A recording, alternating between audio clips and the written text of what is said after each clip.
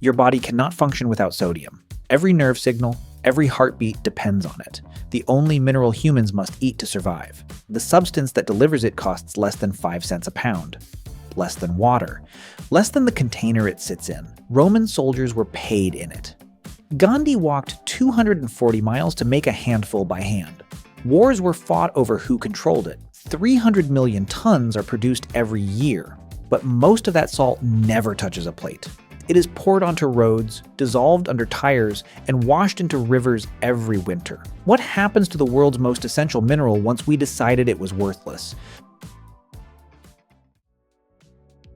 The shaker on your table holds sodium chloride, the only rock humans eat. Before refrigeration, salt was the only way to stop food from rotting. No salt, no stored meat, no armies that could march more than a few days. No armies, no empires. The Latin word salarium gave English the word salary. The Great Wall of China was built partly to protect salt-producing regions from northern invaders. Cinnamon and pepper get the credit for the spice trade, but salt routes across Africa and Asia were older and moved more tonnage. When the British Empire taxed salt in India, Gandhi walked to the coast in 1930 and scooped a handful from the mud, making salt without permission.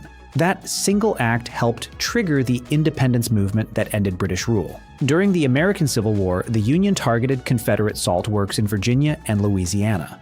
Without salt, meat rotted before reaching soldiers. Historians argue salt starvation accelerated the South's collapse as much as any battlefield defeat. Every one of these stories is about the same fear: running out, losing access, being cut off from the one mineral that keeps food safe and bodies alive. Then, humans discovered something that changed the economics of salt forever.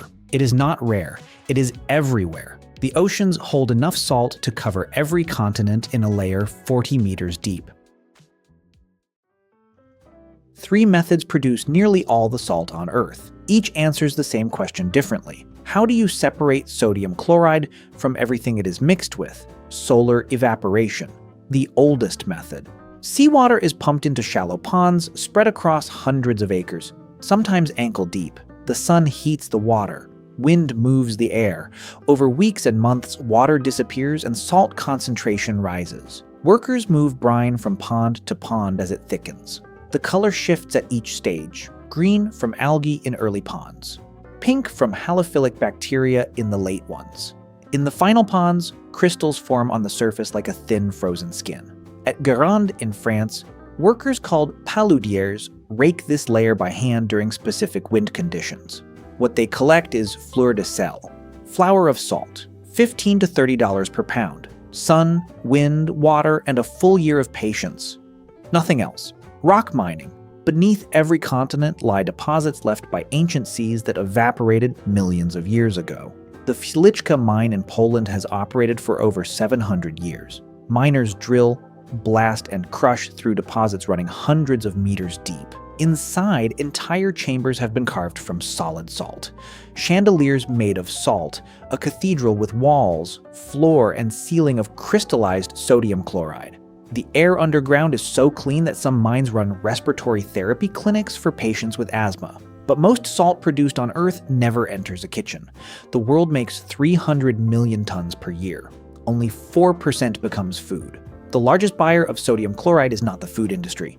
It is the highway department. Over 20 million tons per year in the United States alone, poured onto roads every winter, dissolved under tires, and washed into rivers by spring. That demand is what built the third method: vacuum evaporation. Water is injected into underground deposits through a borehole. The water dissolves the salt and forms brine. The brine is pumped to the surface and fed into sealed vacuum chambers where reduced pressure lets water boil at lower temperature. Crystals form fast and uniform. A single factory can produce 1 million tons per year running around the clock. This is the method that fills the road salt trucks. Since 1924, a small fraction of this output gets iodine added before packaging. One additive in the cheapest product on the shelf nearly eliminated goiter, a thyroid disease that once affected 70% of the American Midwest. 3 methods. The one that takes a year costs 100 times more than the one that takes a day. The crystal is chemically identical. What determines the price is not the mineral, it is where the truck is headed. The United States alone dumps over 20 million tons of salt onto roads every winter. For every teaspoon you sprinkle on dinner, the road industry pours a truckload onto asphalt. The salt does not disappear when the snow melts. Chloride runoff seeps into freshwater lakes and streams. Concentrations in some Midwestern lakes have tripled since the 1980s. The EPA has flagged chloride contamination as a growing threat to drinking water. Meanwhile, the salt corrodes steel reinforcement inside concrete bridges. The country spends more than $5 billion a year repairing damage caused by a mineral that costs 5 cents a pound. Drive any highway in spring. Brown strips of dead vegetation lining both sides where salt spray killed everything that grew. In 1924, when Morton added iodine to table salt, goiter nearly vanished from America within a decade. One of the most successful public health interventions in history. It worked because the delivery vehicle was perfect, cheap, universal, used every day in every kitchen. That vehicle is losing market share. Sea salt, Himalayan pink salt, kosher salt, fleur de sel, premium salts grow faster than iodized table salt in every Western market. None contain added iodine. Endocrinologists have published warnings that iodine deficiency is returning in populations that switched to premium alternatives. The WHO still lists iodine deficiency as the leading preventable cause of intellectual disability worldwide. A public health victory built on a 5-cent product is being quietly undone by $30 alternatives that look better on a counter. Next time you drive past a pile of gray salt on the roadside in November, waiting for the first snow, look at it.